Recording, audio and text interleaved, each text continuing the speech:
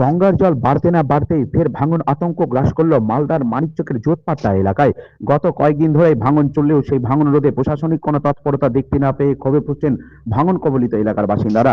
গত কয়েকদিন ধরেই মালদায় থেকে থেকে বর্ষার বৃষ্টি হচ্ছে, সেই সঙ্গে প্রচন্ড বৃষ্টি হচ্ছে গঙ্গার উচ্চ অববাহিকা এলাকায়, যার জেরে গত কয়েকদিন ধরেই মালদার মানিকচকের গঙ্গা জলস্তর ক্রমশ বাড়ছে। আর গঙ্গার জল বাড়তে না বাড়তেই শুরু হয়েছে গঙ্গা ভাঙন।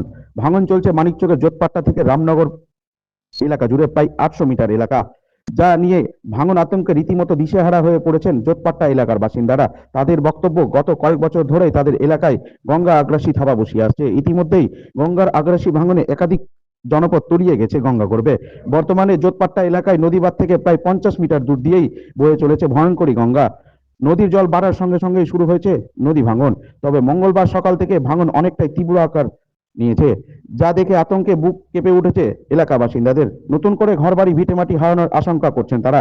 তাই প্রশাসন এগিয়ে এসে ভাঙনরোধের দ্রুত কোনো কার্যকর পদক্ষেপ গ্রহণ করুক।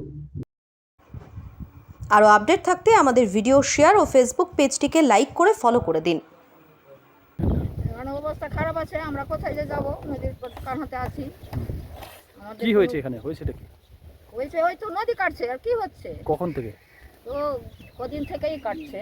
আচ্ছা, সকাল থেকে কাটছে? হ্যাঁ, রাত্রে থেকে, পরশু রাত্রে থেকে কাটছে। অনেক দূরে ছিল, অনেক কেটে এখানে চলে আসে। আচ্ছা, আপনারা কি ভয়ের মধ্যে আছেন? হ্যাঁ, ভয়ের মধ্যে আছেন? আমরা ভয়ের মধ্যে আছি না। এই তো বাড়ি, এই যে দলন দেখা যাচ্ছে। আচ্ছা, মানে বাঁধের পাশেই? হ্যাঁ, আমাদের এই পাড়ে আছে, আমাদের বাড়ি। ওই পাড়ে না, এই পাড়ে আছে। কোনো কাজ নেই? হ্যাঁ, কোনো কাজ হয়েছে? না, এখানে কোনো কাজ হচ্ছে না।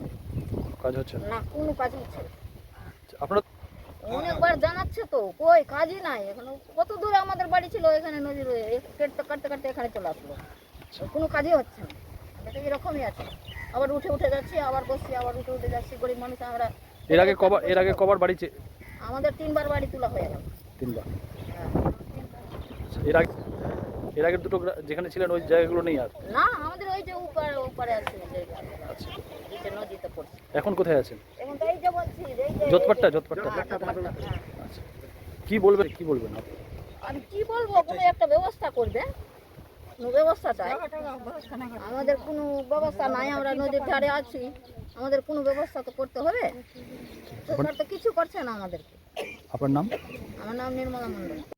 এখানে প্রত্যেক দিন মানে নদী কাটছে, আমরা আতঙ্কে মানে ঘুমাতে পারছি না। এটা কোন জায়গা? এটা মানিকচক জোতপাট্টা গ্রাম। কতদিন ধরে হচ্ছে এরকম?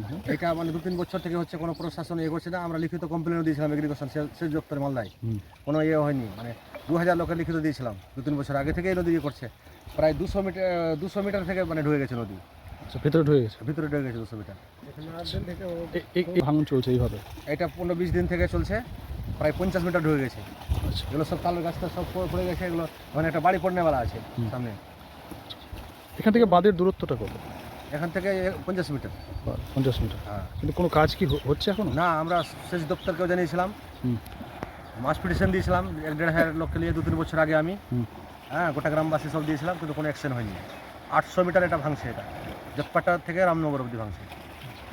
প্রচুর ভাঙন হয়েছে, সব গাছটা সব পড়ে গেছে। আমরা সব আতঙ্কে, মানে আমাদের ঘুম আসছে না চোখে।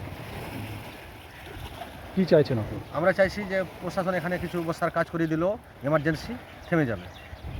বাড়ছে? নদী জল বাড়ছে। আচ্ছা, গ্রামবাসী সব আতঙ্কে আছে।